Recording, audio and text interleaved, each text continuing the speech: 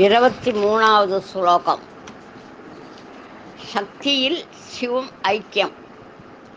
त्वया कृत्वा वामं वपुरपरितृप्तेन मनसा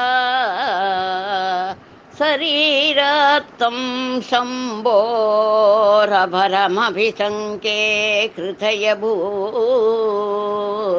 यदा तत्त्वे रूपं सकलमरुणाभं त्रिनयनं कुचाभ्यमानं रं குட்டிலசசிசூடாலமகுடம்.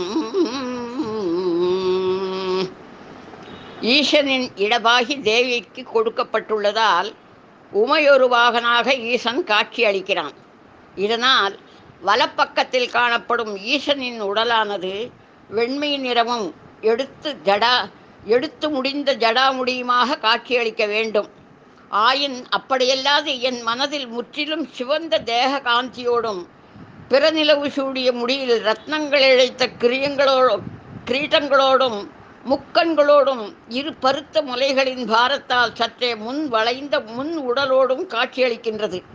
ஒரு கால் ஈசன் கொடுத்த இடப்பகுதி போதாதென்று எண்ணி அவனின் வலப்பகுதியையும் நீயே கவர்ந்து கொண்டு விட்டாயோ என்று எனக்கு ஐயமளிக்கிறது. சக்தியோடு இரண்டர கலந்து விடுவதால் சக்தியை வணங்கினாலே ஈசனையும் வணங்குவதாக கொள்ளலாம்.